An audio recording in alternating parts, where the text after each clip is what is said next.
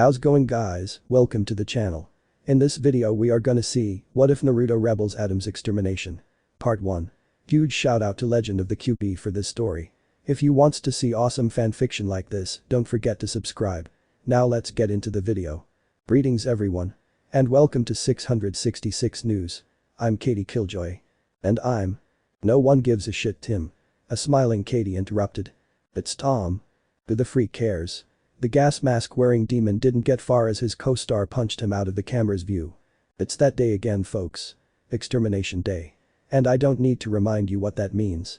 If I do, you're a freaking idiot that should just let yourself get killed. Already have the exterminators made their way from heaven and descended upon those poor useless apes, too helpless to save themselves. But don't worry. Only 23 hours and 47 minutes to go. So, do try and make it entertaining while the rest of us who are safely away watch and bet on who will last the longest. Have a nice death. Click. Jeez, what idiot. Angel. What? You gonna tell me that fish ain't? That's not the point. Vaggie, girlfriend of the Princess of Hell, Charlie Morningstar, couldn't dispute that Killjoy was, as Angel so delicately put it, an idiot. That said, Charlie and I don't want you using that word. We're trying to redeem you, remember? Ugh. Used to suck the fun and joy out of everything you know. Angel don't swear. Angel don't make sexual innuendos. Angel, stop harassing Husk. Angel, no orgies in your room. Angel don't leave your sex toys lying around. Oh, that reminds me, I put them in the washing machine. So, you're welcome. Ugh, Angel that's not the weight washing machine. We don't have a washing machine, they used to, but the damn thing busted and they lack the funds to replace it. You don't? Then what the hell did I? Boom. Ah. A winged cat-like demon screamed as he was forced into the air by the sudden explosion, his airborne form almost reaching the second floor before he fell back onto the hotel lobby ground. When he got up, he was angry, red-faced, and covered in unknown wet substances that Vaggie didn't want to know about. Which one of you freaks filled the dishwasher with used-up sex toys and coke? Ah, damn it. I knew I was forgetting something. Angel wondered where his last batch had gone. Note to self. Don't hide crack and used-up dill. Stop.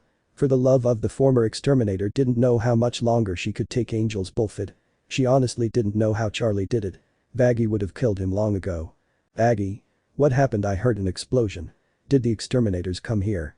No, Charlie, Vaggie sighed. Cruel as her former sisters in arms are, the exterminators weren't stupid.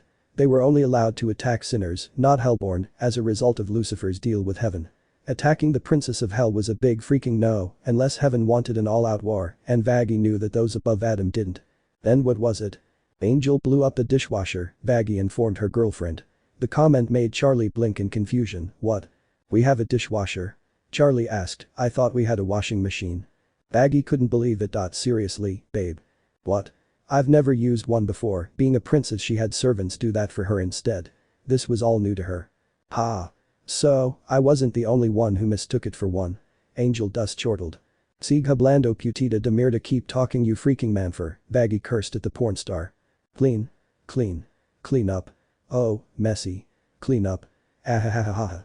Niff. Get the hell off me. Husk barked as the small unhinged clean freak cyclopean sinner crawled all over him. Oh, freak this. I'm taking a shower. We're out of hot water, Angel revealed. Husk cursed and looked ready to kill the porn star 1,000 times over. This hotel freaking sucks, the cat demon muttered. It would take hours before the hot water was available. Freak you, Alistair. Speak of the devil, now. There's no need to insult this charmingly decrepit house of false hope.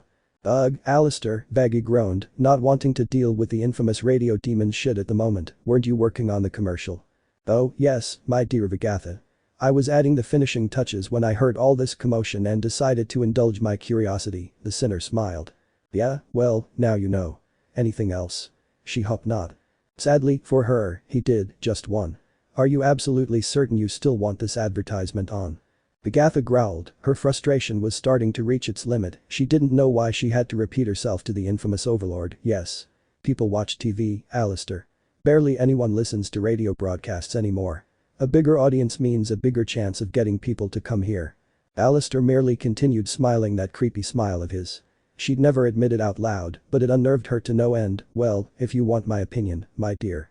Guys. No. I don't want your opinion on this. Vaggie told the overlord. Guys. Vaggie, let me handle this. Alistair, it's not that we don't appreciate and we really do, don't get me wrong, your help. But maybe we could move this Al. Hello? Hahaha. Trust me, my dear. I want this little project of yours to take off just as much as you do. That's a load of bullsh. Will yaos freaks shut the hell up? Angel finally got their attention. What?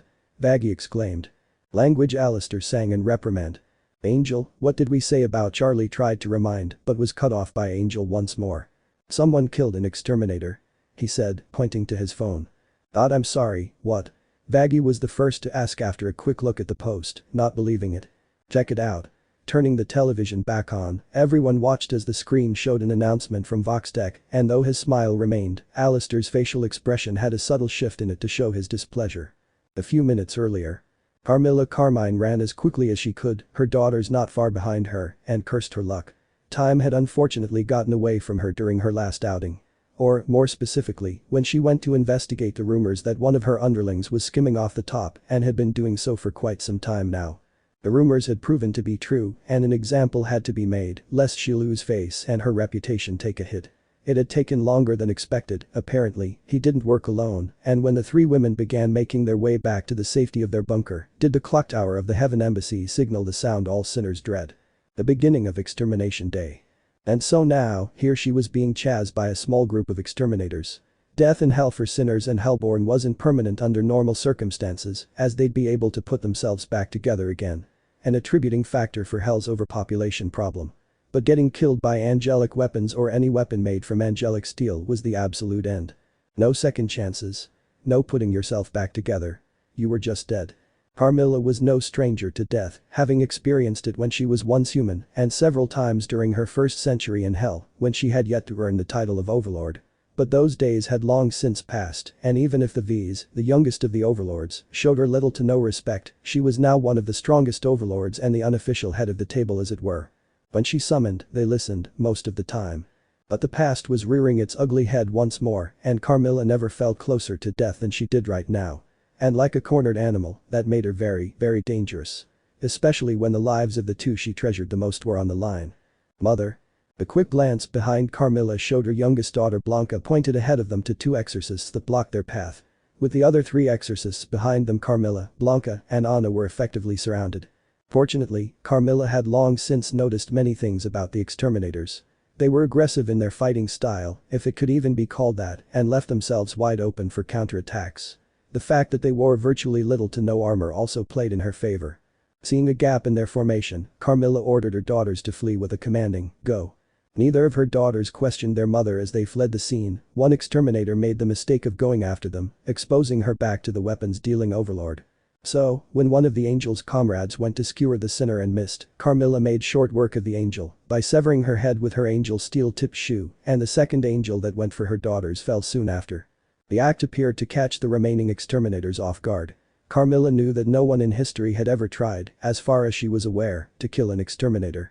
She counted it as many not having the courage to do so when their lives were on the lines, and the exterminator's infamous reputation when it came to the cleanse as some called it. Which worked in her favor, for none of these exterminators would leave here alive, none of them could for fear of them reporting who did this and the repercussions that would surely follow. Hi. Carmilla's head whipped around fast, not caring if she gave herself whiplash, and her heart was just about ready to burst from her chest when she saw the unthinkable. Anna was pinned down by an exterminator, and Blanca wasn't faring any better. The pale-skinned demoness was on her knees, her arms pinned to her back, and her gaze forcibly held on her sister. They were making her watch what was to come. Neither of her daughters were as strong as her. Blanca was the scientific mind and Anna was stronger than her sister, but while both knew how to defend themselves against the average everyday sinner, against angels they were effectively dead in the water. Carmilla raced to her daughters as fast as she could, ignoring the exterminators closest to her. A mistake on her part as her leg was suddenly pierced by holy steel and sent her sprawling to the ground, her hair coming undone in the process. Carmilla could only cry out as she watched the exterminator raise her spear, ready to end her eldest child. No. Squelch. Carmilla's mind froze as the angel's spear entered her daughter's body, her blood gushing out as the weapon was removed and raised up high once more. A typical exterminator tactic. The first stab was meant to inflict horrendous amounts of pain, making the victim suffer, and the subsequent stabs that would follow would only add to it until the victim finally bled out. Her injuries caused by angelic steel could not be healed by ordinary means or any means anyone in hell possessed as far as she knew. And even if they did, her daughter would be long dead by then. Non-fatal ones could heal over a long period of time, but they would leave a permanent mark and flare-ups could occur. Not so with fatal ones. Fatal was fatal. No ifs, ands, or buts. And Carmilla's years of experience told her the exterminator looked ready to do just that. A fatal blow. Squelch. But that plan never came to be, and everyone watched as a deadly ebony gilded chain burst from the exterminator's chest, her itcher splashing the ground, her fellow angels, and a dying Anna. So focused were they that none of the exterminators could react quickly enough before they fell to the same fate as their sister. Numerous dark gilded chains ended the lives of heaven's exterminators. Most died immediately, others managed to avoid an instant death, only to fall seconds later as the chain's deadly tip coiled like a snake and came around to deliver a lethal blow. And once they were all taken care of, the chains retracted themselves from the bodies of their victims. Carmilla watched as they made their way back to an unsuspecting source. A man. A very tall man with blonde hair. But Carmilla didn't care about that. Despite the pain, Carmilla removed the spear from her leg and hopped to her daughter, ignoring the agony of each step and the agony that filled her heart so mercilessly as she finally reached her eldest child. "Mama," Anna rasped, her breathing uneven. "Shh, don't talk, Anna," Carmilla told her daughter.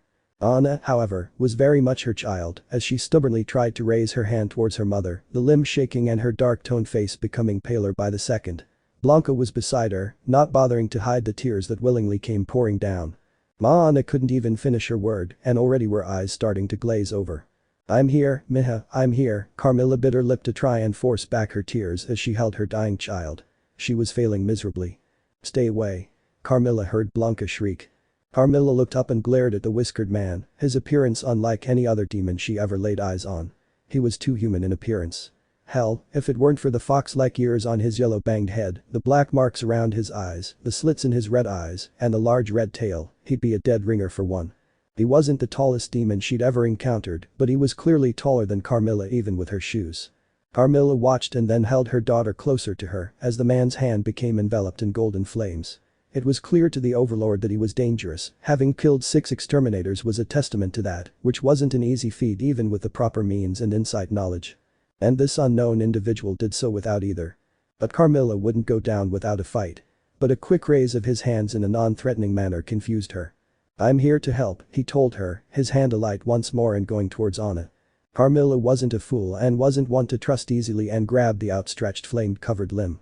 Her senses exploded, her mouth agape as she felt her entire being surge with energy the likes of which she never felt before in either of her lives. It felt warm, welcoming, and calming. It also took away the pain in her leg. Wait, what? The quick glance at her leg showed the wound was now gone, healed over, and without leaving even a scar. And that momentary distraction was all the blonde needed to place his hand on Anna. Carmilla would have cursed were it not for the fact that her daughter's vicious wound began to knit itself back together, her face's pallor returning once more to its original state, her breathing once uneven had been restored to a steady rhythm, and the glaze in her eyes was gone. "Mama." Carmilla was never one to show soft emotion so openly to strangers, even to her own daughters except in private. But the fact that her daughter who mere seconds ago was at death's door was healed and well, even with years of self-control and discipline, Carmilla couldn't stop herself from shedding happy tears. As the stranger rose, Carmilla said something she rarely said to anyone. "Thank you," it was a whisper, but the blonde demon heard her nonetheless if the smile she spotted was any indication. "Need help getting out of here?" she heard him ask. A proud woman, Carmilla would usually deny such assistance. However, given the current circumstances, she opted not to take any chances and took whatever opportunity she could get. The man bent down and proceeded to carry on a bridal style, earning a blush from her daughter, and watched in fascination as his large tail unfurled and divided into 9 other ones that proceeded to wrap themselves around Blanca and Carmilla. "This is Captain Uzumaki speaking, please keep your arms and legs beside you at all times." Beep, boop. Carmilla and her daughters were starting to rethink their opinion of holy shit they were up in the air and moving at breakneck speeds. "So, where to ladies?" their savior asked. "Well, first off, can we have your name?" Anna yelled. "Name's Naruto." "Nice to meet ya," he grinned, and Anna giggled. "Oh, lovely, another crush." Much as Carmilla loved her eldest, she unfortunately had the tendency to fall for someone rather quickly. Well, at least this one was one of her better choices. The others ended up tasting her steel-tipped shoes. "Carmilla." "Anna." "Lunk her K," her youngest looked rather green. "No vomiting," Naruto begged. It was a bitch cleaning his tails ever since he got them, and vomit was one of the worst things to clean up, where to? Anna giggled, "You actually passed it." Screech. Naruto pumped the brakes, the sudden movement nearly setting Blanca off and flew back towards the building her sister pointed at. Once they landed, Blanca couldn't hold it any longer and emptied the contents of her stomach.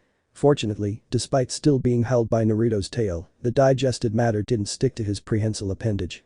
Thank you for using Uzumaki Airlines, we know you have your choice of airlines, and you picked the wrong one. No refunds. He teased Blanca. Just put me down. You got it. Naruto grinned, doing as she ordered. Oof.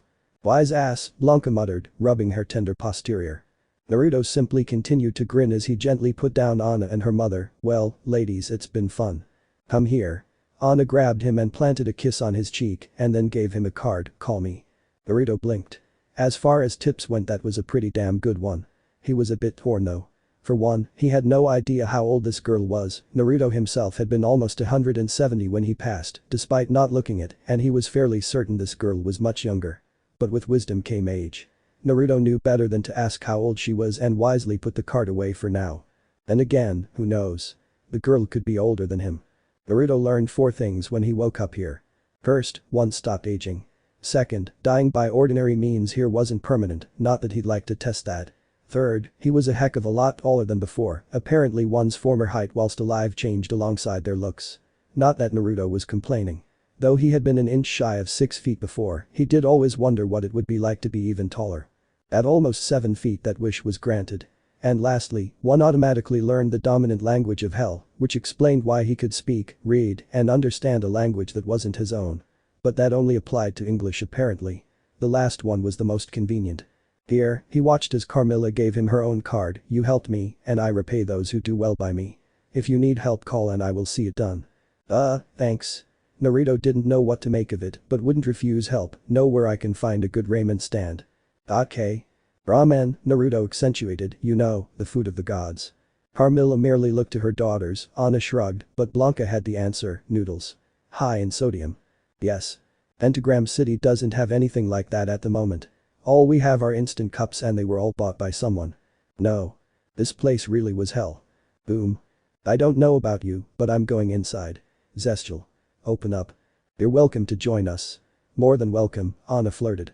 Anna. Sorry kid, but I gotta take care of some assholes. Some other time. Ja. You don't think he meant why I think he meant, right? Anna asked, watching him fly off into the distance. What do you think? Uncle Zestial, Blanca greeted as the door opened. Blanca. Anna. Prithee, dearest Carmilla. Whom was that? Zestial asked from the doorway. Carmilla merely looked at her oldest friend and smiled, Zestial blinked thinking his eyes were playing tricks on him. But the smile remained. Interesting, mused the ancient overlord. Present. Pew. You're dead. Pew. Ooh, double kill. Pew. Ah. My balls.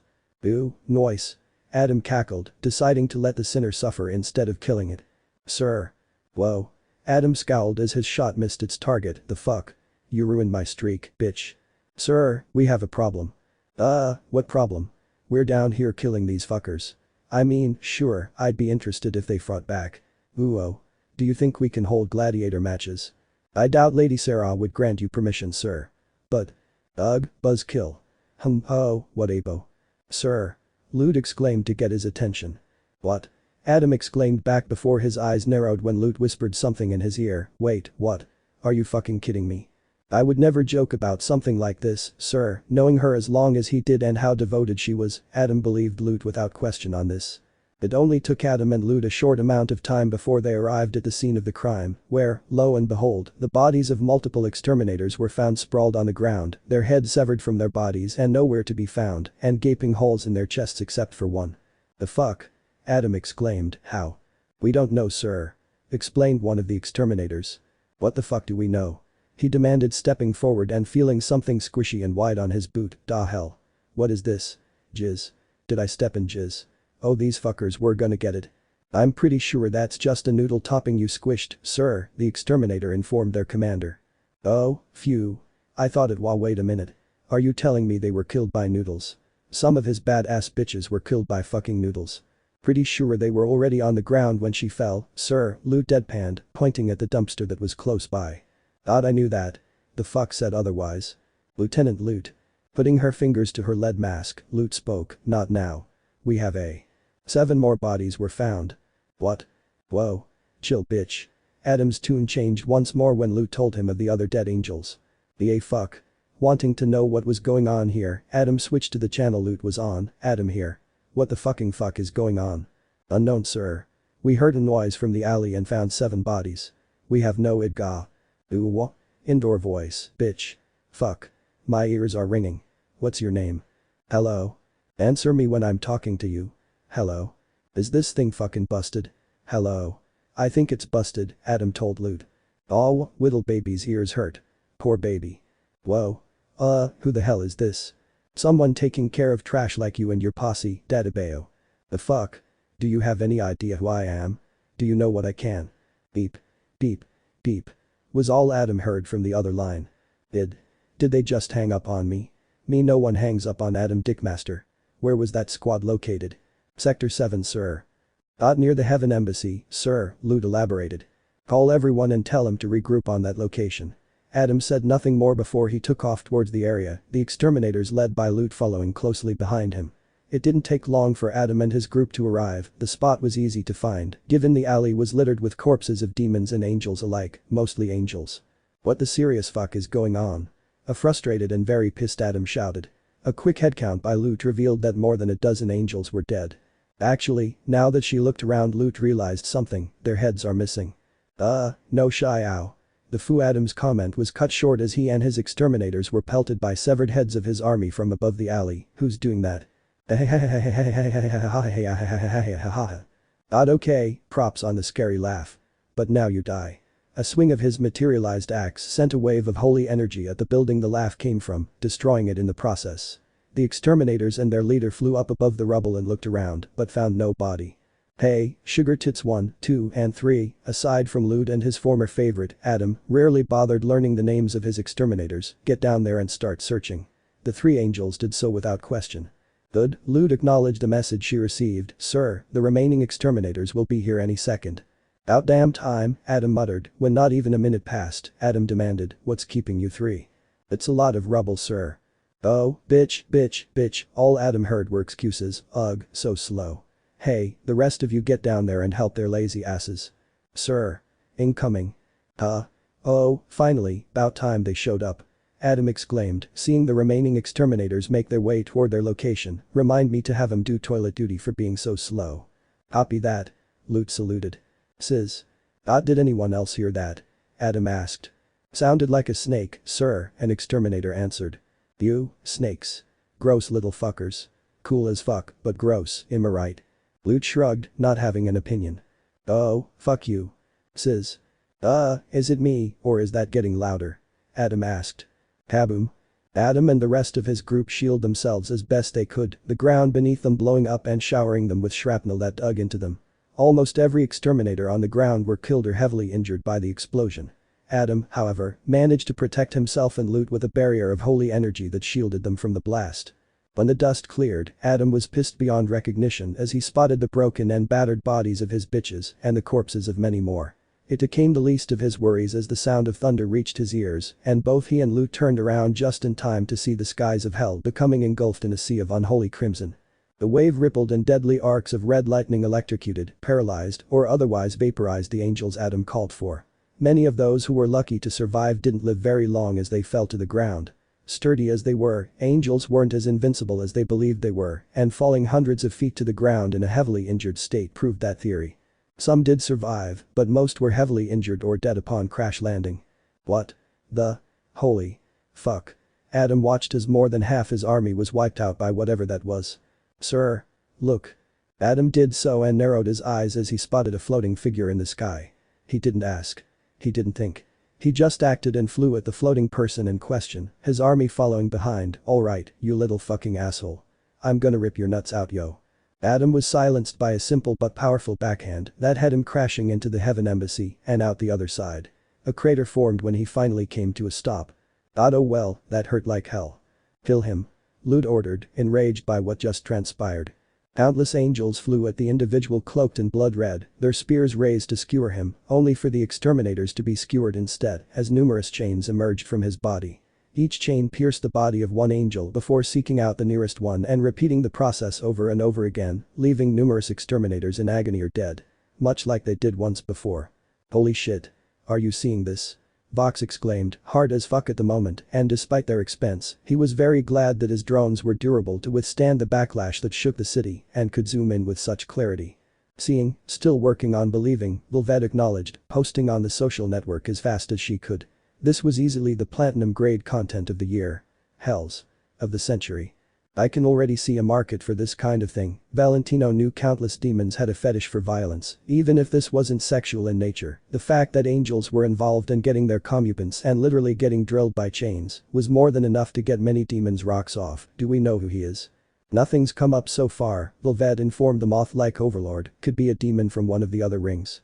Makes me wonder how Lucifer will react if that's the case, Vox could only imagine. Well, demons who weren't sinners could travel to the other rings, an unspoken rule had since developed in hell, where demons stayed in their own ring unless under certain circumstances.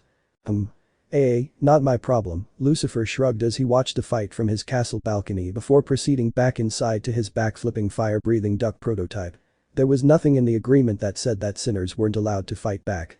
If Adam and his exterminators weren't up to snuff, that wasn't his hurdle to solve. Though knowing heaven as he did, they might bitch and moan at him to do something. Not that he'd listen. They don't want to listen to me, then why should I? Ooh, and there goes another white-winged asshole. I haven't seen someone that dumb since I interviewed the princess, Lucifer heard from the television. His eyes narrowed a bit at the comment. Perhaps he should pay Killjoy a little visit, both for the comment and for that stunt she pulled on his daughter. Oh, Charlie, much as Lucifer loved his daughter, her naivety was her undoing. A trait she, unfortunately, got from him. But Charlie was an adult and he couldn't coddle her, much as he'd love to keep her protected, even from herself. She had to learn firsthand how foolish her plan to. What was her plan again? Try to make rice. No, that's stupid, Charlie doesn't cook, it was an actual rule he passed when he first tried her cooking. Lucifer swore he saw his father after a single bite. What was she doing again? Lucifer tried remembering the details but came up with nothing. Damn depression, oh, well. Probably wasn't important. Back to the rubber duckies. Hold on. Something's coming from the sky. It's a bird. It's a plane. No, wait, it's not fucking funny, Tom. Killjoy told her co-star, bludgeoning him with a coffee mug and rendering him inert, but he's right folks. Something has indeed come out from the heavenly gate. Ugh, what now? Lucifer put away the prototype and froze when he saw what, or more specifically who came out of the portal that divided heaven and hell. Oh, shit. Lucifer's eyes popped out of his head, becoming glued to the screen. Watching as the being suddenly unfurled its 12 wings to reveal a very tall being with short blonde hair with a side shave haircut, wearing an open red hoodie that revealed a blue tank top that was easily too small and near busting that it showed off its abs, a pair of green shorts, a baseball cap that said number 1, and sandals on its feet. Of all the inhabitants to descend from heaven, it just had to be the king of hell's biggest pain in the ass, the biggest meathead, and the right hand of God himself. Saint Michael the Archangel, as humans knew them. In actuality, it was Archangel Michelle. Aka Lucifer's big sister. Fuck. Ugh, well that's a fashion faux pas. Is this bitch colorblind or what? #don't, Volvet began to post on her social network. Delete that. Vox and Valentino jumped on their fellow V in a panic, the woman screaming as they tried to take the phone away from her before she sent her post. And ended up killing them in the process. 'Tis quite unfortunate that such an occurrence hath befallen us this day of all days. Forsooth, to see Archangel Michelle gracing hell with her presence is a very rare event, wouldn't thou agree? Zestial commented to his friend. Estupido, he's going to get himself and us killed. Carmilla Carmine couldn't believe this, but having killed 2 exterminators herself, it wasn't like she was one to talk. She didn't know the right hand of God personally, but she knew from Zestial that she was their strongest fighter and made the exterminators look like pushovers. Which meant she'd likely have to console her daughter's broken heart. Again. Perhaps. Or 'twill be Saint Michelle is being looked for a challenge, Zestial revealed. A challenge? Lord Lucifer was quaffed to be no match for his eldest sibling whilst in heaven. And Lady Michelle quaffed to only fight those she deemeth worthy, thus why she hath never partook in the extermination. And you believe Naruto to be worthy of such? Sure he was powerful, but this was different. We shall soon see, was all Zestial told the arms dealer. Well now, there's something you don't see every day, Alistair commented, never thought I'd see an archangel. Boo, he looks like a bad BO, she has tits, Nif's lusty grin fell. She didn't do taco as she heard Angel put it. Oh, shit. Oh, shit. Oh, shit. Oh, shit. Charlie. You need to circa. Calm down. Oh, were you about to tell me to calm down? Because, if you were, don't tell me to calm down. Charlie's hysterical mood had her briefly shift into her demon form before she quickly reverted and began pulling on her hair with worry. What's with her? Are you fucking shitting me right now? Husk couldn't believe this idiot. Hey, I keep my life simple. Sex, drugs, porn shoots, and cash up front. I don't do politics. So, what's up with Miss Tall, stacked, and unfashionable that's got everyone up in a tizzy? Angel Dust asked. That's Archangel Michelle. You think the exterminators are bad? Well, she's supposedly a whole lot worse, Baggy revealed. Not revealing how she knew it. So, she's a pretty big deal, huh? Angel took a swig of his alcohol. She's the right hand of God and heaven's greatest warrior. Lucifer's never once won against her, ever. She's also Charlie's aunt. Angel coughed, spat, and gagged on his drink. Seriously? Da fuck is someone like that doing here? Have you not been watching? Oh my, but our effeminate friend does raise a point. Why would someone as illustrious as heaven's right-hand woman grace hell's bottom of the barrel wretches with her holier-than-thou presence, simply because a demon started killing exterminators? Alistair pondered. Pretty sure it's because she helped Adam train the first generation of exterminators, Baggy explained.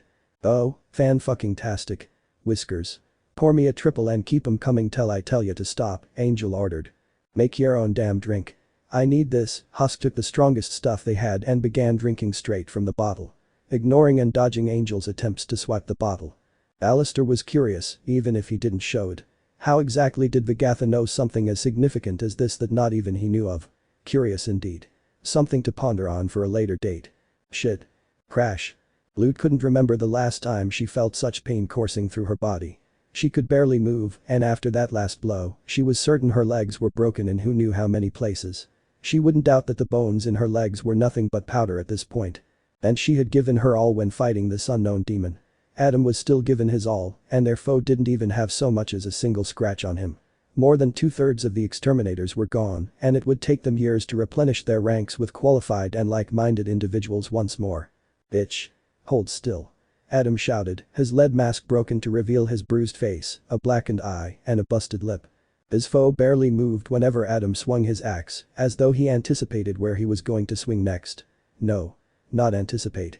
It was as though he knew exactly where it was going to be and where to dodge. And as Adam raised his axe for an overhead strike, the demon didn't move and allowed the axe to hit him dead on. Lute grinned, thinking he finally got sloppy, but it quickly fell. Not impressed, she heard him say, and watched as he shattered the holy weapon before he landed a kick on Adam's abdomen. The harsh blow had him coughing up blood, broke who knew how many bones, ruptured his organs, and sent him rocketing sky high. Into the waiting chest of someone that made Lute's eyes bulge. Ow. The fuck. Whatever. Bitch, I'm gonna. Stand down, Adam. Adam materialized another axe and swung it at the unexpected voice, the weapon blocked by a single digit, denting the blade. The fuck are? Oh, shit. Adam dropped the axe when he looked up and realized who stopped him and what he just did. Michelle, hey, long time no see, bye. In the name of my father, shut the hell up, Michelle ordered. The remaining piece of Adam's lead mask formed a closed zipper where the mouth was. So, care to explain what's kept my former pupil and his ragtag team from their mission? Oh, for fuck's sakes, you can speak, Michelle allowed, and hoped she didn't regret it. Yeah, so, it's like this. Senin Garashi 1000 years of death. Adam had tears in his eyes, mask, and his hands on his violated ass, as the first man soared through the air like a rocket, unable to answer the archangel. Adam enjoyed many forms of sex, but things touching his asshole was not one of them. All of hell either laughed or had their jaws drop at how ridiculously effective the absurd move was. Sir. Lute soared after him, ignoring just how agonizing the act was. Interesting move, Michelle commented before she brought out her sword. It was of simple design, a cross between a Roman gladius and an English longsword, if longswords were more than 6 feet in length. Which, at almost 11 feet in height, in Michelle's hands was more or less a short sword. Enjoyable as that was, and trust me the little prick had it coming, for your transgressions against the heavenly host, I hereby sentence you to die. Any last words? Bunshin Daibakuha clone great explosion. Michelle didn't understand any of those words, not that it would have done her any good anyway, and crashed hard into the ground when her foe finished his sentence. It was a dick move, but it worked nonetheless. And it pissed her off, too. This was her favorite shirt. So, you wanna play it that way, huh? Fine by me. Mitchell flared her power causing hurricane winds to suddenly sweep across the Pride Ring. Demons were sent flying, and the lesser ones were driven to madness by the frightening power of it all. The power could be felt all the way to the fourth most ring. Swinging her sword in an arc, Michelle unleashed a wave of concentrated holy energy that went on to incinerate everything in its path. Nothing was safe from it. Except for its target, who merely stood his ground and flared his own power. And what a flare it was. More of a supernova was a better description. All throughout the 7 rings was the energy felt. Each of the rings began shaking, the intensity lessening by the 5th ring, but still easily felt on the bottommost ring. Countless buckled and fell to their knees, as though gravity increased exponentially. Countless more couldn't breathe, as though the air refused to enter their lungs, and the vast majority lost consciousness or went mad. Michelle wasn't faring any better, her energy wave dispersed by the flare, the Archangel's legs threatened to buckle, and her arms shook as her gaze landed upon the demon cloaked in a gold and otherworldly aura, the likes of which the right hand had never felt before. And it excited her to no end. "I've faced countless beings in my time. Fought hordes of dark eldritch beings from the void and beyond that would shatter one's mind just by looking upon them. And nothing compares to him." Michelle simply couldn't understand how this was possible. She was the right hand of God, one of the most powerful beings in creation, second only to a few, and this unknown demon exceeded her. Finally, after millennia of boredom and unworthy challenges, she met someone who what was he doing with that red SPH? Oh, shit, Michelle could tell this was gonna hurt. I'm Arasengan Great Demon King Spiraling Sphere. Pain. Pain was something Michelle hadn't felt in a very, very long time. But right now, she was getting a refresher course, and it rocked. The dark red sphere struck her in the gut, her tank top was ripped to pieces to reveal the bra she wore underneath, and her insides churned uncomfortably as she was launched high into the sky as the ball of enormously compressed energy made its fury known upon her. Michelle crashed into Adam and Lute, taking them along for the ride, and all 3 didn't stop even as they passed a heavenly gate and crashed into several buildings, and then the ball exploded. Michelle was in love. But then she realized something important. Where's my sword? The exterminators that remained in hell looked back and forth between the being that sent their leaders back to whence they came and the heavenly gate itself. It was a no-brainer. They got the fuck out of hell as fast as their wings allowed them. Fortunately, the demonic entity didn't give chase, and they lived to see another day. As he made to leave, Naruto saw a sword sticking into the ground. The sword of Michelle actually, as it was called. Grabbing it, Naruto swung the blade that was almost larger than him with one arm, liking the feel of it. "Nice sword," he commented, putting the weapon on his back and walking off, hungry as heck. "Now, who bought all my ramen?" Holy fuck. Angel dust broke the silence and summed up what every individual in the hotel, what everyone in hell that witnessed this, really was thinking. "I'm way too fucking sober for this shit," said Husk. Knew he witnessed history in the making, but damn, this was too much to take in. Charlie couldn't wrap her head around what she just witnessed. "You said it," Baggy agreed with her girlfriend. "Oh, that's it. Boo." Nifty was hoping for more. Alistair for his part remained silent as the grave. No colorful commentary. Merely a smile and his brain going 100 miles an hour. This blonde-haired 9-tailed individual, whoever he was a definite game changer. And an immensely powerful one at that. He knew the overlords would summon one another for a meeting to discuss this. Now can I post this?" Volvet asked her fellow Vs. "Hello? Ox? Valentino? Fuck it. I'm posting this, forget about it being the post of the century, this shit was the post of the fucking millennium." Neither Valentino nor Vox were in the right state to stop her. But who cares? Volvet began making plans on how to meet with the powerful demon. The Vs were already feared despite being the youngest of the overlords, but this guy was clearly stronger than any of them. This was sin-level power, if not more. That kind of power would easily cement their standing as the strongest of the Pride Ring. This bodes ill tidings to come, does it not? Zestial wasn't asking, but informing his close friend. Carmela Carmine could only nod. This changed things immensely. Heaven wouldn't take this lying down. On the plus side, her daughters were safe, countless angel weapons were up for grabs, and even though Heaven would very likely demand retribution, she highly doubted it would be any time soon. Those heavenly pricks would be licking their wounds for quite some time. And even then, if they were smart, they'd be extra cautious. It wasn't just anyone who could fight an archangel, let alone win. Even the sins would be hard-pressed. But this man, this unknown variable did. And he did it like it was nothing. Carmine made a mental note to find out as much as she could about him. Besides, it was always good to meet a powerful demon that wasn't full of themselves or ready to stab you in the back. Carmilla Carmine couldn't explain it, but her brief meeting with him gave her an inkling this man was neither. And that was someone Carmilla would love to have by her side. Lucifer's jaw had yet to leave the ground, his mind still trying to wrap itself around what he just bore witness to. Michelle had always been the jock of the 7 of them, essentially the first jock in history, though not in a stereotypical kind of way one would find today. Either Michelle had let herself go since Lucifer was banished to hell, or more frighteningly, this individual was a hell of a lot stronger. Lucifer hoped it was the former than the latter and hoped this day couldn't get any worse. Sure, the exterminators got their asses handed to him on a well-deserved platter, but this would only cause him more of a headache than before. Ring. Ring. Ring. Lucifer ignored the phone call and let it go to voicemail. He wished he didn't. Lucy? Big bro. It's Gabe. Look, I know you're there. We need to talk. Now. Shit. First Michelle, now Gabriel. Hold on, I'm getting another call, Gabriel told him. Oh, thank God, it was one of the few times he praised his father. Oh, Lucy, Michelle's on the other line and she wants to talk to you, Gabriel sang. Yuck. Lucifer's day just got worse. Okay, everyone. So, what just happened aside, we still need to get this place up. And none of you are listening, Charlie realized. Sorry, Toots, but do you honestly believe we can focus when shit like this happens? Angel Dust said. Hate to agree with him, and Husk did, but said nothing else as he drank his cheap booze, the hard stuff having long since dried up. Eyes, come on, Charlie whined. Charlie, sweetie, I get that you want this hotel up and running, but I mean, is there really any point now? What do you mean? I believe Bagatha is referring to the fact that our mysterious Crimson Avenger gave Heaven's lapdogs and their greatest fighter such a thorough thrashing that it's very doubtful they will be making themselves known anytime soon, my dear Charlotte, Alistair elaborated.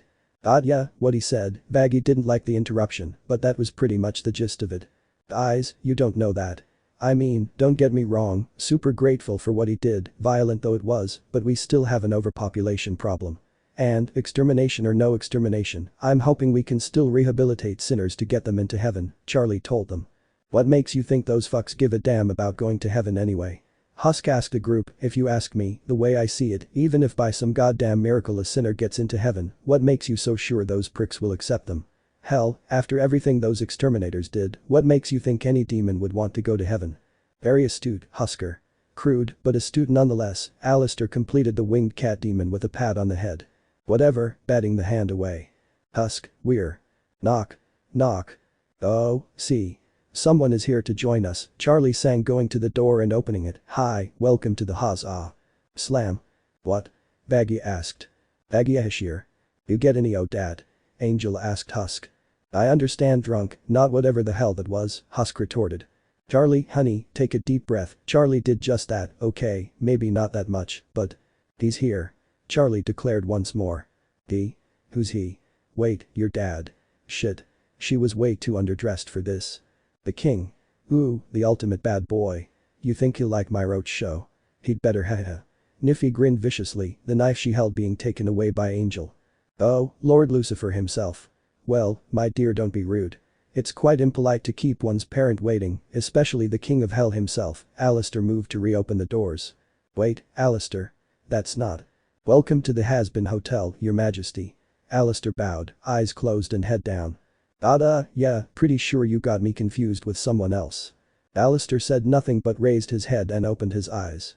Though his facial expression remained the same, his monocle fell to the ground and cracked once it landed. The rest of the inhabitants of the Has-Been-Hotel weren't as lackluster in their reaction. Holy shit. Baggy exclaimed. Oh, fuck. Husk spat his booze. Ooh. Who's he? Nifty asked. Don't kill me. Kill him. He's got 9 lives. Angel declared, using Husk as a shield. Usanova. Naruto blinked. Hi. Do you guys serve ramen here? For the love of everything please say yes. Gulping, Charlie hesitantly approached the Angel Slayer as the media was calling him. Hi, I'm Charlie. Yeah. Excuse me a moment. Quick as a flash she was back with the group of misfits. You need to get him out of here. Angel told her. Do you have any brains left in that skulled fucked head of yours? This guy beat the living shit out of an archangel like she was a pansy ass bitch. Even Lucifer couldn't beat her. What makes you think his daughter stands a fucking chance? No offense, the last bit was said so Husk wouldn't be offered up as a sacrifice. Husk is right. Whenever they fought, Dad was never able to beat Auntie Michelle, Charlie told them. Aunt or not. Don't you think it's a bit weird he'd come here soon after beating the living snot out of him? The low biters got a point, Husk agreed. You know I can hear you, right? AHH. The group separated before they, Baggy included, pushed Charlie towards the woman. Charlie noted that the man was slightly taller than her, but still shorter than Alistair by an inch or two. So Mr. I'm sorry I didn't catch your name. Uzumaki Naruto, the blonde introduced. Ain't that Japanese? Husk asked the group. This guy didn't look Japanese. Don't look at me. I only know English and sex talk. Angel also knew Italian, but didn't use it that often anymore. Of course, you do. It is, or at least the language of his continent was similar to what these people call Japanese. But Yura, how do I put this? Husk tried to think of finding a proper way of explaining without pissing off the powerful demon. Your eyes aren't squinty, and your teeth. Angel was tackled to the ground by Husk and Baggy, his mouth covered before the porn star with no filter got them all killed. Luckily for them, Naruto was merely confused. Huh? Ignore him, Charlie hoped he did. So, what can I do for you? Well, first off, like I asked, do you have any ramen? Given it was a hotel, he believed it worth a shot. It was either that or he went to the other rings. Yeah. Yeep. Charlie nodded and found herself in his tight embrace. Thank you. Naruto hugged the life out of the Princess of Hell. Oh, he was strong. And Charlie thought her dad was the strongest hugger she knew. Oh, wow, you're strong and muscular, Charlie wheezed, feeling the muscles on her. Oops, sorry. Just really, really happy. I woke up here 3 weeks ago and haven't found any ramen since, Naruto revealed. The pin drop could be heard all the way to heaven from that reveal. I'm sorry, what was that? Baggy couldn't believe her ears. I believe Alistair was cut off. I know what he said. Baggy exclaimed, I just find it hard to believe that this guy's a sinner. What's so hard to believe? I was human. I died. Next thing I know, I wake up here. Naruto still wasn't sure why exactly given all that he did while he was alive. She's right, Husk agreed, no sinner has ever shown that kind of power, not even the strongest overlords. Hell, I'm not sure even the Sins have that kind of power. That last part was mere speculation on the former overlord's part. Ooh-oh. So, you're a bad boy. Nifty giggled, coming face to face with the powerful demon. Hi. I'm Nifty. I clean. Hi Nifty. Naruto patted the short cyclops, a little worried by the unhinged aura that he sensed from her. Nifty merely giggled from the act. Don't worry, we're 80% sure she's harmless, Charlie told him. Damn. Good thing you didn't run into Valentino. With those tails o' yours, you'd be starring in a whole bunch of roles. Probably with me, Angel winked at him. Naruto deadpanned, sorry lady. Don't let the tit fluff fool ya. I'm a guy. Naruto blinked at the revelation. Oh, in that case. No, Naruto had nothing against gay people, but he was straight. The Warwick no Jutsu was just for pranks and infiltration. And the odd roleplay he and Hinata did to spice things up once in a while. But that was personal, damn it. Angel Dust merely shrugged and grinned, your loss. I highly doubt it, were Naruto's thoughts. Can we get back to the fucking fact this guy, a sinner of all things, has this much power? Husk demanded. Husker is quite right, Alistair agreed, it does beg the question. How? In truth. I'm awesome, was all a grinning Naruto told them. Yeah, I'm not sure that qualifies as an answer, Charlie pointed out. Yeah, well, that's all I'm saying for now. So, about that ramen. I can pay. Oh, and I need a room. Naruto dropped a huge stack of cash he had taken from other demons that tried to jump him in weeks past, a mistake on their part, and hoped the group said yes. Sure. Charlie hesitantly answered, the cash more than enough and sorely needed given their limited budget, instant noddle fine. Charlie just made herself a very powerful friend. Baggy had seen many incredulous things in her life, most recent was seeing the exterminators, Adam, Lute and Archangel Michelle, having their asses handed to him on a silver platter only a few hours ago. This was another. And honestly, Baggy was, in a word, disgusted. It wasn't like Naruto didn't have any manners when it came to eating, oh, they weren't the greatest, but she had seen way worse Adam for one, especially when it came to eating ribs. It had more to do with the fact that he ate a lot. And by a lot, she meant he pretty much had a black hole where his stomach should be. 67 ramen noodles cups had come and gone, and Naruto was finishing number 68. Were he a hellborn demon, he'd fit right in as an inhabitant of the gluttony ring. Phew. I'm stuffed, Naruto declared. You, ain't worried all that shit's gonna ruin your figure. Angel didn't want to lose the eye candy. Nah. This is nothing. My wife could eat about 20 cups more and she kept her figure, and that was a mystery he'd never been able to solve. Nor a battle he had ever been able to win. And what figure was that? Pillsbury Doughboy? Naruto blinked. I have no idea what that means. Angel said nothing, it wasn't fun if he had to explain the joke. You're married? Color Vaggy surprised. Widowed, Naruto revealed, and Vaggy winced. Nice one on her part, we were together for a little over a century before she passed. What? Husk thought he heard wrong. You were 100 years old. Vaggy skeptically looked him up and down, not believing it given how he looked. When you came to hell, your appearance reflected the age from when you died, most of the time. Mom's family had very, very good genes, and it was true as the oldest Uzumaki from what he learned had lived to be a little over 2 centuries old, and that had been during the era of warring states. In Hinata's case, it had been thanks to a combination of seals and his unique powers that allowed her to retain the youth and vitality of a person well below half her age. But even that had its limits, and she had peacefully passed away in her sleep at the age of 132, making her the oldest living Hyuga in history. Naruto had mourned her for well over 3 years before he felt ready to move on, never forgetting her and honoring her on the anniversary of her death and the day they married. Naruto had never remarried, long-lived though he was. He had no way of knowing how much time he had left, and knowing the pain of losing a spouse, he had no intention of putting another through that.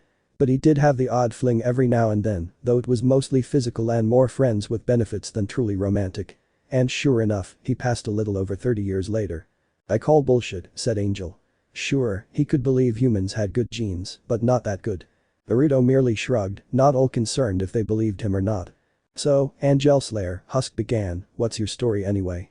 You mean why I'm in hell?" "No, I mean why you're blonde," was the sarcastic reply. "Oh, well, my dad had blonde hair." "You're fucking with me, aren't you?" "You served, I volleyed," Naruto quipped. "Smart ass," Husk muttered. "Ha. He got you good, Whiskers," Angel taunted. "Call me Whiskers one more time and I'll jam this beer bottle down your throat," Husk threatened. "Pinky. Come on, keep talking dirty." "Are they always like this?" Naruto asked, a little weirded out. "No. It's usually more violent," Nifty laughed, popping up beside him. "Ah. We're gonna need to get you a bell, Missy." Nifty's stealth was pretty damn good. "How about a brand instead?" Nifty asked with a deranged grin. Naruto wisely backed the fuck up, unnerved by her behavior. And he thought Orochimaru was a deranged nut. "So, spill," Husk asked once more. "Short version. I was an orphan. I was raised to be a ninja. I became one. Fought to defend my home. Fought a bunch of powerful people. Fought a demigod and then a god.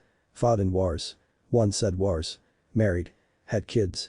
Became a grandfather, a great-grandfather, and then a great-great-grandfather. I died and then I woke up here. Oh, and I befriended a walking calamity with an attitude problem and a short fuse." Naruto was curious to know what happened to Kurama when he passed. Technically speaking, the two were separated when the seal was torn off, but Kurama remained inside him nonetheless, and from what Naruto remembered, the crouchy old bastard stayed with him till the end. Not like the death of Ibiju was a permanent thing anyway.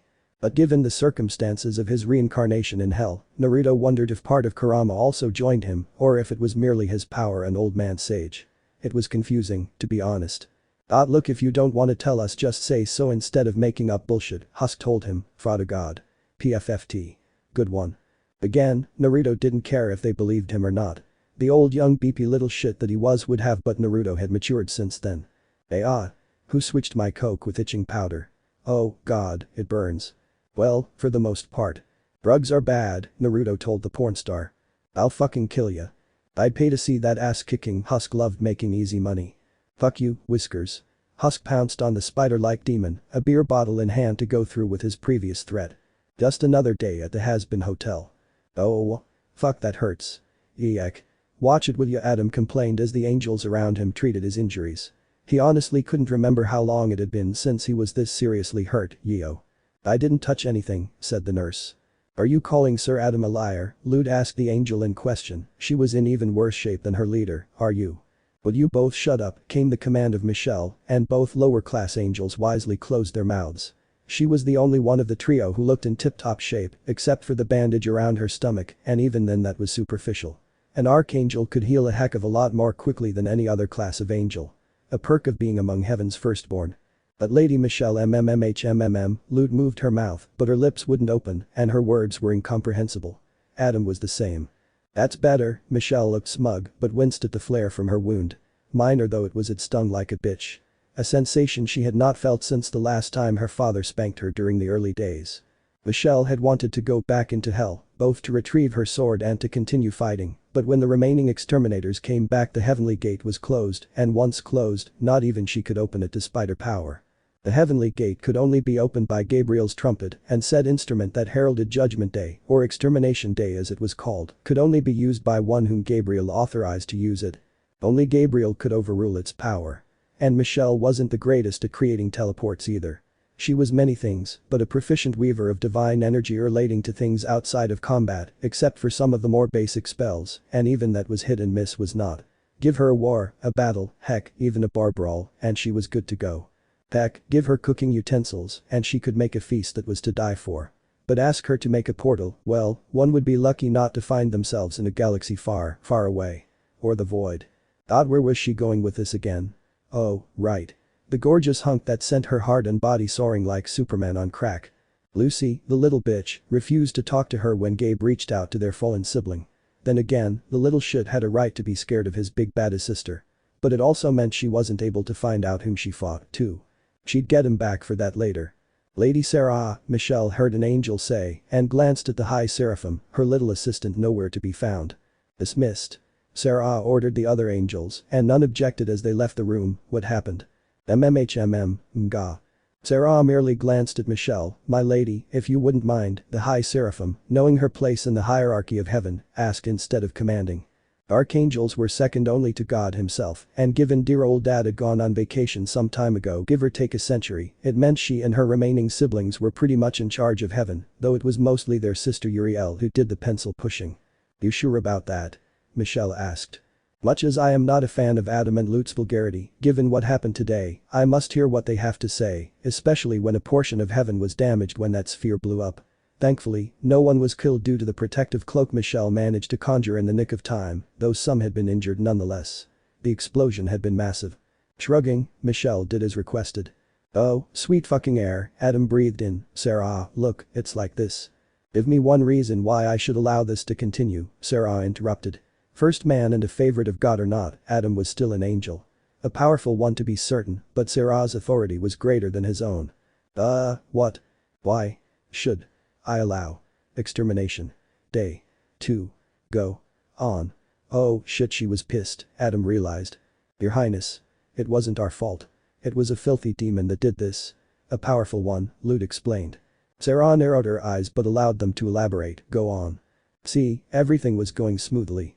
A dead demon here, another dead demon there, as per usual. Sarah narrowed her eyes even further, and so Adam cut to the chase. Next thing we know, I find my gals dead on the ground. And then this blonde fuck starts pelting us with their heads. I go after him. And then got bitch slapped into the ground, Michelle spoke. You saw that? Saw it. I recorded it, Michelle laughed. Oh, come on. Focus, Sarah ordered. This demon is nothing like we've ever seen before. And his power, Lute shook as she began recollecting, I've never felt something quite like it. He was so manly, Michelle gushed like a schoolgirl, her hands on his cheeks, not realizing she said that out loud and ignorant of the bewildered looks directed at her. Fuck. Hours later. So, what do you think? Alistair asked when the commercial ended. I'm sorry, what the fuck was that?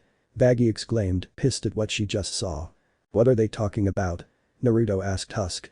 Princess Daddy Issues is trying to convince sinners to stay here in the hopes of getting them into heaven with rehabilitation. Pretty pointless if you ask me, Husk informed the blonde. What's so wrong about that? Sounds noble if you ask me. Noble and idiocy are part of the same fucking coin. Either way, it can't be done. No sinner has ever gotten into heaven. It's a rigged game. Once you're down here, you're stuck here. Better get used to it and make your peace with it cause you ain't going nowhere unless you die. It's an impossible dream, Husk told him. Naruto merely smiled, in my experience, it's only impossible if you give up. Otherwise, even if there's only a small chance of success, it's still possible. Husk merely rolled his eyes at the sappiness of it all. Now there were two of them. Just great. By the way, what's with Mr. Creepy Smile? Or as Naruto heard Angel call Alistair at times, the strawberry pimp. You really are new here, aren't you? That or he was being fucked with, or the blonde was an idiot. Like I said, I just got here a few weeks ago. Again, Naruto had no idea why. Just do yourself a favor. Don't piss him off and don't make any deals with him. Trust me, you'll regret it. The last thing Husk wanted was someone as powerful as Naruto under Alistair's control. No matter how powerful you were, if someone owned your soul, you were their bitch. The former overlord knew that all too well. That didn't answer my question, Naruto deadpanned. Do I look like a fucking stenographer? Before Naruto could retort, both he and Husk were distracted by a loud, what? That came from Vaggy. If you're filming a commercial, can I suggest you take better advantage of the talented celebrity you have right here? Angel, you're a porn star. A famous porn star, I'll have the horniest sinners knocking these walls down to get in. We are not filming a porn as a commercial. Naruto was fairly certain the word porno is she meant to say because that sentence didn't make sense. Why not? Sex sells, don't it? I swear if you film me going at it with Mr. Fancy Talk creepy voice here, or better yet the nine-tailed stud, you'd be rolling in participants willing to stay at this tacky hotel, Angel offered. Alistair laughed derisively, ha ha. Never going to happen. And, once again, I'm not gay. That kiss with Sasuke did not count. Hey, I ain't straight, but I'll sleep with women if you pay me enough and give me a fluffer to get me going, Angel Dust revealed. Angel, I appreciate you wanting to use your special skills to, attract folks to the hotel, but I, really don't want to exploit you. In that way. Oh, please, baby. This body was made to be exploited. I got the arms, I got the stamina, I got the legs. I got the lung capacity. Ho, ho. I got the legs.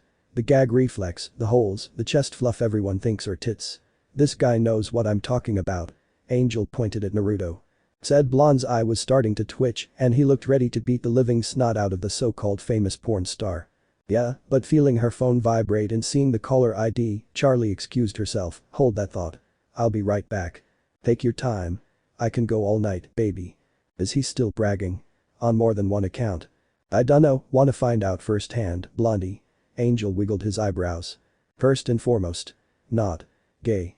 Naruto declared once again. Second, my record is 31 hours and 52 minutes, he could have gone on, but there was only so much Hinata could take even with his powers. Bullshit. No way in hell did Angel believe a word of that. I killed an army of exterminators, bitch slapped their leaders into tasting pavement and kicked an archangel's ass, and yet somehow this you find hard to believe. Angel Dust made to retort but couldn't come up with anything good and merely huffed, a fact Baggy greatly relished. Fine. Question though. If you stews are so powerful, why can't you and Mr. Freaky Talk just make people stay here? You know. Help this place out. Oh, trust me I can, was Alistair's devious reply, and before Naruto could reply, Husk cut in. Why do you think I'm here? Do you actually think I'd be cleaning bottles and listening to you fucks bitch and moan all the time if he wasn't forcing me? I like being forced. Keep that to yourself, Nif. Okay, that's enough crazy I can take for one day. I'ma go take a walk, Naruto informed them. Wouldn't do that if I was yous, Angel Dust stopped him, you're hot stuff, and by that, I mean you're sexy as fuck and the talk of the town. Our sailor-mouthed resident does speak the truth. You'll be fortunate enough to make it a single block before finding yourself cajoled by the masses, Alistair added. I can take care of myself, Naruto waved off. Now that I think about it, why's this place so empty anyway? I mean, you'd figure every lowlife and player out there would want a piece of this guy. So why hasn't any of them broken down the doors to see him? As far as questions went, Baggy had to admit, not out loud, that it was actually one of Angel's more insightful ones. Oh ho, my dear boy. When one sees an overlord walking down the street many flee for their lives. And this strapping specimen is clearly more powerful, Alistair explained. Yeah, I get that. But why ain't the other overlords wanting to get on his good side? Fuck, why aren't sinners looking to throw themselves at him? Sinners either worked for an overlord either for protection and access to luxuries or two because said demons owed their souls or both. End transformation. Everyone, and a returned Charlie included, watched as Naruto was covered in smoke before it revealed a crimson, short-haired woman who wore an old-style battle yukata, towered over even Angel. The whisker marks were gone along with the fox ears, though the ears she had were small, they were sharp and elf-like. Her bust was damn noticeable, too, though nowhere as big as Tsunade's. Does that answer your question? Naruto revealed, his voice now soft and feminine. What? You can change your appearance. Yeah? So? It's a very rare skill to have, Charlie said. Sure, any demon could change from their base form to their full demon form, but only the more powerful demons were able to alter their appearance, such as shifting from their base to something else, but it was flawed as many characteristics remained, and one could put two and two together. Pinky as hell though. Can you only do women? Angel Dust asked, and then blinked as Naruto changed once more into the spider demon's exact likeness. Da fuck. What's the matter? Don't I look drop dead gorgeous? Angels like-alike sounded like him, acted like him, and looked like him. Is it wrong Dad I'm so turned on right now? Gross. Poof. Well, I feel dirty. Naruto now took the form of Alistair. He wasn't gonna turn into Angel anytime soon after that comment, the voice was hard to pull off though. Kindly revert back. There's only room for one radio demon. Alistair said, the space around him distorting, his teeth remaining shut and his lips unmoving as he spoke. Isn't it polite to say please when we ask for something? Good manners and all, said the Alistair look-alike, his eyes radiating a power that the original lacked. Alistair merely continued to smile but acquiesced, please, if you don't mind. Okay. With an audible poof. Naruto was back as once was and massaged his throat, gotta ask, how do you do that with your voice? It's hard on the throat. Trade secret, my boy, Alistair explained, back to his gentlemanlike self. Okay. Before we go too far, I have an announcement, Charlie sang, recovering from the revelation she had just witnessed. You realize this whole thing is stupid and moving on with your life? Angel Dust guessed. No. You're ordering better booze. Husk hoped to fuck the answer was yes. Not with our budget, no. Roach puppet shows where they stab each other to death as their motherbugs watch, Nifty declared with a demented cackle. Everyone closest to the Cyclopean demon backed away from her. What the foo? More ramen? No. My dad called. Charlie revealed. Thought so? Angel didn't see how that was a big deal. So, the leaders of the Angel Army want to meet. And he wants me to go in his place. Don't you see? This is my big chance. Are you nuts? Wait, dumb question. You're nuts. Mr. Crimson Avenger there, Naruto liked the sound of his nickname, offed a bunch of their exorcists and beat the living snot out of their bosses. And now they wanna meet. Anyone with a brain knows this is a trap, and given he came from a mafia background, both as a human and demon, Angel knew a setup when heard one. Angel's right, Charlie. The extermination ended only a few hours ago, and that's because Naruto forced them to flee for the first time in history, by himself. No one's ever killed an exorcist before and he did it like it was nothing. Why would they want to meet? Vaggie loved her girlfriend, but her optimism was getting the best of her common sense. I know how risky this sounds. But I have to try. Besides, Dad said Heaven wanted to negotiate a deal, Charlie revealed. A deal, my dear? Alistair asked. Yeah, don't know the specifics, but Dad wants me to find out what it is and get back to him. And, while I'm at it, I can try and convince them to accept my idea. Don't you think it's a little soon too? I can do this somehow, I know it. Naruto blinked, what's going on now? Why's she singing? It's this thing she does apparently. Don't ask, Angel laughed as Charlie sang her song. Naruto was starting to wonder just what the hell he had gotten himself into. So, do you always sing and dance? Naruto asked, disguised as his female crimson-haired form. Yeah, pretty much. You should try it, Charlie gushed. Not a chance, doing a musical number was not, nor will it ever be Naruto's thing. I bet I can convince you otherwise, Charlie sang. Let's stick with you trying to get your hotel project off the ground and see what they want first, kiddo, Naruto advised, coming along just in case things went south. Oh, right. Well, here goes. Why's there a hole? Oh, right, Charlie recalled. Naruto merely shrugged. Not his fault the building wasn't sturdy enough. Or in the way. As they entered the Heaven Embassy, the gold color shining so bright that it was almost blinding, Charlie's voice echoed as she looked for anyone, finding only a service bell that summoned a floating sign-in sheet to suddenly appear before her upon ringing it. Okay, creepy, Charlie signed nonetheless and watched as the flying parchment went towards Naruto.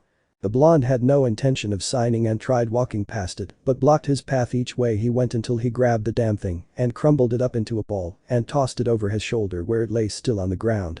At Charlie's questioning look, Naruto simply shrugged and both moved on to a door that suddenly opened and led to what appeared to be a darkened conference room. Hello? Is anyone here? Sup? Holy shit. Charlie exclaimed. Naruto's eyes narrowed a bit when the light in the room turned on to reveal Adam, beside him was an exterminator, and behind them was Char. Hey, Auntie Urk. Okay, so, strong hugs ran on her father's side of the family it seemed. Good to know. Broken bones and lack of air? Not so good. Oh, sweet lord, I haven't seen you in so long. Michelle squeezed her even harder. We've never met, Charlie managed to wheeze out. Sure, she had been told about her aunts and uncles, a chore and a half on itself, given how estranged her father was with his siblings, but she hadn't had the fortune of meeting them. Oh, right, you were probably too young to remember. How old are you now? Almost. 200, oxygen running out. 200. Huh, she's older than me, Naruto had no idea. Really? Ooh, it has been a while. I owe you a lot of birthday gifts, kid. Need. Air. Charlie squeaked and swore she was seeing her grandfather. He wasn't what she pictured him. He was short and had a brown beard that matched his messy hair. Whoops. Sorry. Michelle apologized and released her niece. Asp. Oh, sweet, beautiful, life-granting oxygen. So, where's Lucy? Michelle noticed the lack of her younger brother. He's, not coming. He sent me instead, Charlie explained with an awkward smile. The FFT, Michelle scoffed, typical. The little bitch is still too scared to come see me. Think I'll pay him a visit after this just to remind him who's in charge. Won't be necessary. Lucifer suddenly appeared. Whoa. Dad. Hey bitch. Was Lucifer's nervous reply. Charlie had an annoyed look. It's been almost a month and that's all you have to say. Depression. Was Lucifer's excuse, a nervous chuckle escaping him before he spotted a disguised Naruto. Who's that? Her? Oh, that's, she's my bodyguard. Yes. She's my bodyguard. You know, to protect me. Charlie told her father. Oh, that was horrible to watch, as great a singer and dancer as she was, Charlie's acting sucked. Oh, Lucy sang a certain archangel. Gulp. Hey sis. How you been? Oh, much better now, Michelle smiled a smile that should not belong on an angel. Nor should angels be cracking their knuckles in a threatening manner. Crack. Crack. Crack. We've got lots to talk about. Okay, me showing up may not have been a good idea, but then again, decisions often made through fear rarely were. Yo. Can we move this along? I've got other important shit to do. Adam declared, his eyes narrowing at Lucifer and vice versa. Oh, yes, right, so, I'm sorry, what's your name? Charlie asked. Call me Dickmaster. Adam said, his hand forming the sign of the horn. PFT. Naruto couldn't help himself. You think that's funny? Well, anyone calling themselves Dickmaster is obviously compensating for something, Naruto said his piece. You dare mock Lord Adam? Lute exclaimed, her spear pointed at the demon. I mock anyone who doesn't have the balls to show up here in person, Naruto revealed. Wait, what? True enough, Charlie watched as her hand went through Adam and Lute and realized it was a hologram. Oh, come on. There went that series of jokes. Wait, if you're not here, why's she? Lucifer pointed to his eldest sibling. And a big sister come see her bedwetter of a brother and her niece. Bedwetter? Everyone except Lucifer and Michelle exclaimed. That was a long time ago and not my fault. Lucifer snarled. There went his rep. He did it till he was 12, Michelle cackled, the rest of the group joined her. You kept dunking my hand in water while I slept. How he still never figured out. It wasn't always water, Michelle revealed. You bitch. The king of hell was now going full on demon. To be fair, sometimes it was Gabe who did it. I fucking knew it. Oh, that little pranking shit was gonna get it somehow. Wake. Charlie interjected, ignoring Lute, Adam and Naruto who continued laughing, if we can all just relax and get to why we came here for. Oh, but I wanna poke more fun at Lucy, Michelle had centuries worth of material, too. Maybe another time, Charlie placated her aunt. Thanks, sweetie, Lucifer deadpanned, well, if your mom's ex is. Wait, ex? Oh, shit, he's that Adam. Oh, that explains a lot, Charlie felt very awkward. You can't blame your mom for leaving him for me. Or his second wife, Lucifer cackled. Now that'd been a fun century. Usanova. Focus. Michelle flared her power, her form shifting slightly, and even though they were holograms, both Lute and Adam froze too, and Naruto made a mental note of that. Now, can we move on? Michelle asked, her form going back to normal, she had better things to do. Like finding a certain blonde. Naruto felt his spine shiver. Yeah, whatever. So, here's the deal we're proposing. The higher-ups are willing to hold off on the extermination for a period of 5 years. Charlie liked it so far. If you hand over the fuckwit that wiped out my exorcists. Adam added. And now she didn't. Ha. Not a chance. Lucifer denied. Sure, he might not be the biggest fan of said demon for the headache that he caused the king of hell, but all of hell would revolt if he allowed someone as powerful as that to be handed over to the heavenly host. It's that or starting today we hold the purge twice a year instead. And this time, we won't just be going after sinners. Adam had a nasty look as he said that. You can't do that. Charlie exclaimed. Not my problem. You knew the deal. We come down, have our fun for an entire day, and then we leave your little cesspool till next year. The way I see it, you broke the terms of the deal. The deal didn't stipulate anything about sinners not being allowed to fight back, Charlie explained. Wait, what? Adam put his finger in his ear. Sinner. Charlie. Sure, Lucifer had suspected the being to be a sinner, a strong one, but when they went toe-to-toe with Michelle and won he believed it had been a hellborn demon instead, and for good reason. But how did his daughter know it was a sinner? Oops, Charlie realized she fucked up. Fortunately, Adam didn't buy it, ha ha ha ha. Oh, man. That's a good one. Seriously, do you think I'm a fucking idiot? No sinners ever had that kind of power. Sure, I admit there's nothing in the deal that says they can't fight back, but you guys still broke the rules. Lord Adam speaks the truth. This was clearly one of your filthy hellborn scum. And the agreement clearly states that any hellborn demon that interferes in the purge shall be deemed forfeit to the exterminators. Lute looked smug. Oh, right, Lucifer did recall that stipulation. So, the way I see it, you got two choices. Hand over the asshole and get a 5-year vacay, or we start going after everyone twice a year instead. It was clear to all that Adam hoped they went with option 2. Fine by me, Lucifer shrugged. Sure, Charlie didn't want to give up Naruto, but she also didn't want more deaths to happen from either angels or demons alike. Sweetie, they're bluffing. They got their asses handed to them, and it'll happen again, Lucifer explained. Oh, right. We've been granted to use the Leviathans, Adam revealed. Are you insane? There's a reason why the old fuck locked those things up. Lucifer couldn't believe what he was hearing. Was heaven nuts? Charlie wasn't faring any better, recalling the stories her father told her about them when she was young. Boogeyman tales to get her to listen as a child. Leviathans? Naruto inquired. Father's very first beasts, and one of his biggest mistakes.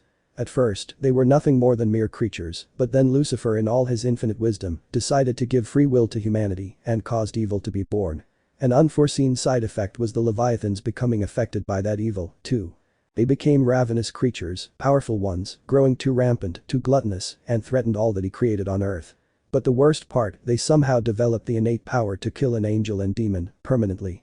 Father had them locked away and sealed in the void, and it was ordained that they were only to be released under the most dire of circumstances, Michelle explained. She, too, wasn't pleased, but the majority of her siblings voted their approval to use them. Sure, heaven had long since developed a method to better control them, but even then it held risks. It's one of the reasons why I was banished to hell, Lucifer admitted, well, that and stealing Adam's unsatisfied wife. Fuck you. You can keep the fun. Never. Insult. My wife. Lucifer snarled at the man. Sure, he and Lily were taking a break, but that didn't mean he didn't love her still. Whatever. So, pick your poison, Adam grinned, believing her had the king of hell by the balls. Ironic. Ahem, Michelle gave her former pupil a look. Ah. Do I? Adam really didn't want to. Yes. Ugh, fine. This bites. Adam hated what he going to say next. We're also willing to. Adam choked on each word. Spill. Offer a 10-year ceasefire if you hand over the fuckwit to Michelle, Adam finally finished, his mouth feeling very dirty. Huh? Why? Ask her, Adam told the Morning Star. Oh, he felt like throwing up. No. The assembled group all looked at Charlie's bodyguard, and before anything else could be said, everyone watched as she approached Adam with no fear. Lucifer was starting to have his suspicions about the demoness for hire and gave his daughter a look. One that Charlie avoided awkwardly. What's your beef, bitch? He did admit she had a rocking bod though. But instead of answering, everyone watched as the demoness made some hand gestures before she had them in front of Adam. What is this? Some weird demon game you guys play? Adam asked. Ugh, whatever. Left. Smack. Adam was struck with the right hand. Crash. And into the wall. The fuck bitch. Ignoring the fact that he was now in hell. Adam's eyes were comically wide on his mask. Lute was torn between fighting and fleeing, forgetting that she wasn't in hell. And when a puff of white smoke dispersed Naruto's disguise, Michelle looked ready to jump him. If I'm the bitch, why do you have the mark of one? Naruto grinned. I'll kill. You'll do nothing. Naruto grabbed Adam's head, bringing the first man close to him, his whisker marks growing thicker, his fangs feral and his eyes piercing into his soul. You think you scare me? Oh, no. Wormshit is scarier than you. You're just a child throwing a tantrum because he's not getting what he wants. You think you know what scary is? I've faced beings who have turned hundreds of thousands of worlds to dust to protect those I love. I've faced conquerors, killers, walking calamities, demigods, and gods themselves. Do you know what happened? I strode across their bones and basked in the glory of their defeat. I conquered each and every one of them and sent them packing like the little insignificant bitches that they were. The supernova that was Naruto's power was once more felt across all of hell, and even heaven felt it, and they trembled at the majesty of it all. Adam was positively catatonic, and only Lucifer and Michelle could withstand the pressure, and even then the former's knees looked ready to give in. Charlie was only conscious thanks to her father shielding her with his own power, but her head was swimming and her breathing heavy regardless. Michelle was biting her lip, her cheeks flushed, and her blood pumping unlike ever before. And just as quickly did that power go away. So, bring your armies and bring your dogs. I'll send you bitches packing just like the rest. Naruto's grin was positively evil.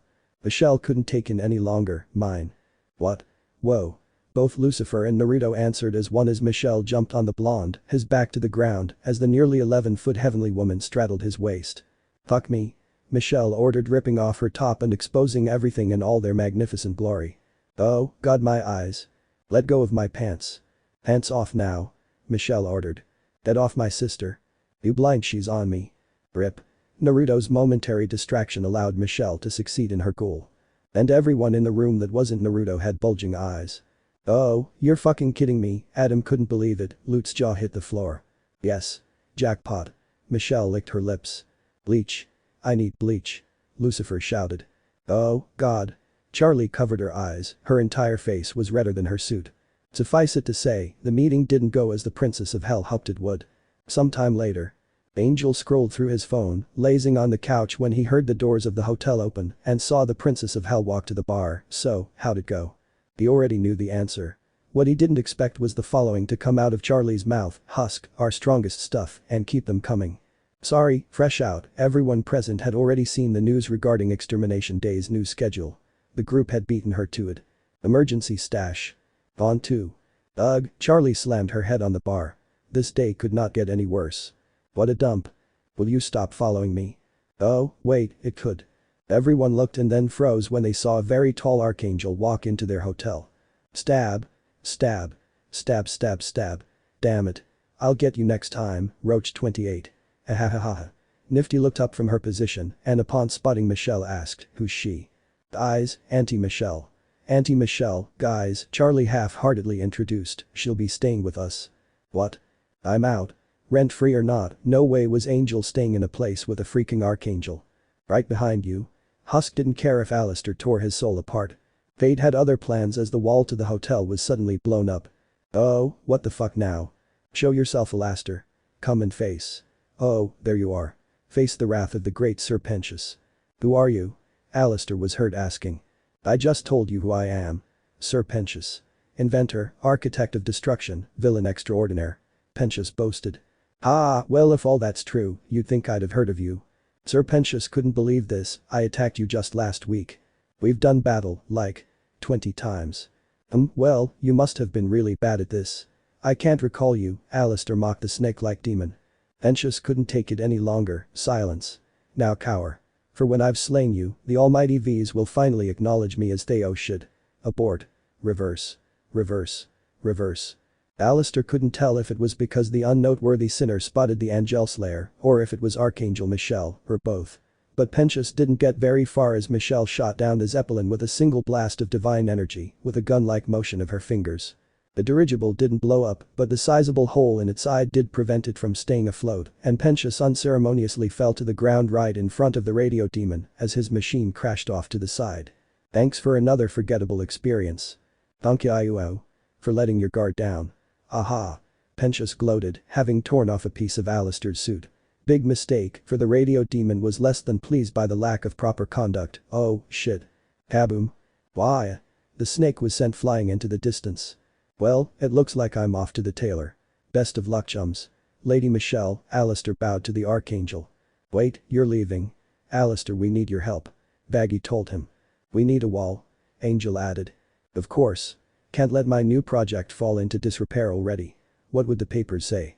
With a snap of his fingers, black ink demons with construction tools appeared, and as Alistair walked away, Angel took an interest in one of them and began flirting.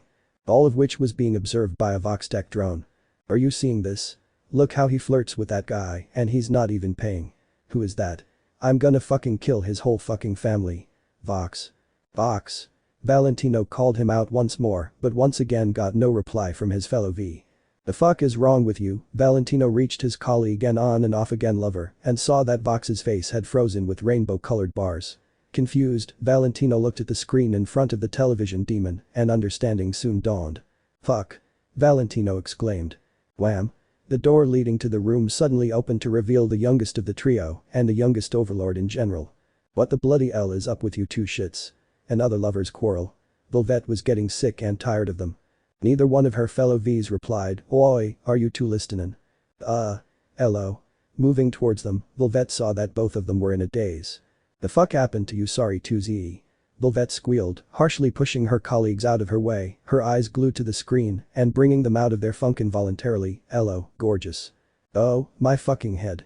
Vox couldn't recall the last time he had such a harsh reboot. What happened? Oh, right, that fucker Alistair was back. After 7 years his old rival had the nerve to show his fucking face after what happened. Not on his watch. Vel, move. Piss off you poof. Was her reply as she fiddled with the controls. How the fuck do you use these bloody things? Don't touch that. Vox ordered. Wait, I found the zoom. Vel said as her target's form started to become clearer and clearer. That's not the zoom. What she was actually doing was bringing the drone closer to the Angel Slayer instead. Bonk. Oops. Too close. Ow. Naruto glared into the screen, his arm raised. No. Vox tried to prevent what was about to happen. And could do nothing to stop it. Smash. Yep. Yuck. Vox wailed, his machine no more than scrap now. Do you have any idea how expensive that was? Don't care. Build another. We can afford it, Volvette told him. That's not the point. Sure, it was chump change, but it was also the principle of it all. Not only that, they may have pissed off the Angel Slayer just because Volvette wanted a closer look for her social network. Fortunately, the recordings were uploaded to their network. Fuck. Both Vox and Volvette turned to Valentino, who had gone full demon, red wisps furiously swirling around his form until they engulfed him completely and then flew out the window. Where's Piss Baby going? Shit. Vox had an idea. Valentino wasn't exactly the sharpest tool at times, and that anger beat whatever common sense he had into oblivion whenever it got the best of him. And if Valentino did what Vox assumed he was doing, he needed to be stopped before he got himself killed, or worse, destroyed everything the V's built.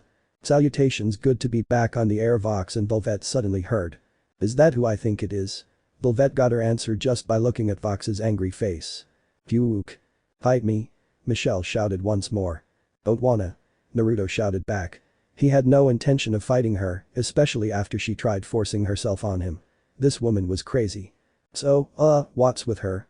Angel Dust asked. I don't want to talk about it, Charlie said, nursing a shot. You know that's still your first glass, right? Angel revealed. Come on, ain't you the one who's always going on about Sharon and all that touchy-feely crap? Charlie groaned, hating having her own words thrown back at her. So, what's this about? She wants to have sex with him. Almost did at the embassy too, Charlie finally revealed. Ha. Good one, Toots. Haha. Angel Dust saw that Charlie wasn't laughing. You're shitting me.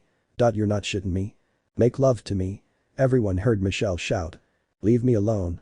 No, I am not, Charlie sorely wished she was.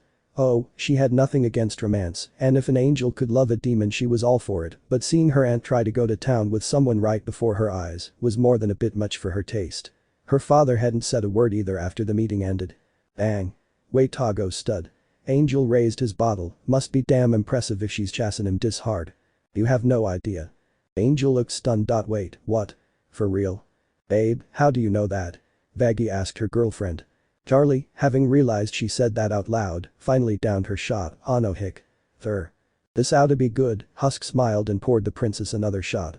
Oh, come on. Don't leave me hanging. Spill. Bang. Oh, thank God.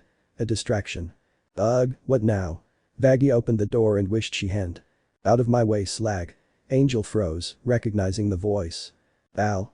What the hell are you doing here? I'm here for you. You little bitch. You're coming with me. Valentino declared, grabbing Angel by the arm. Ow, hey. Da fuck's your problem? Valentino wasn't usually this forceful.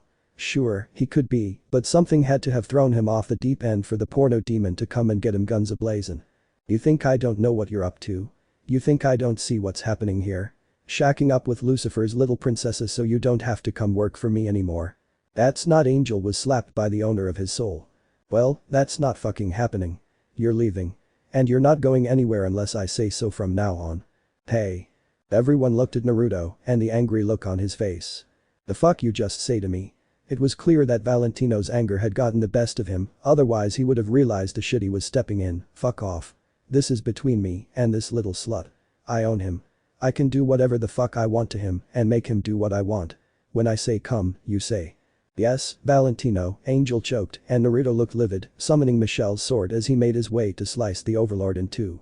And when I say you're fucking 20 guys before lunch you say. Why yes, Valentino, Angel's voice broke. Fucking A. Don't forget, Anthony, a wisp of smoke appeared, a collar and chain appearing on Angel's neck, attached to a contract, you're mine. Ha.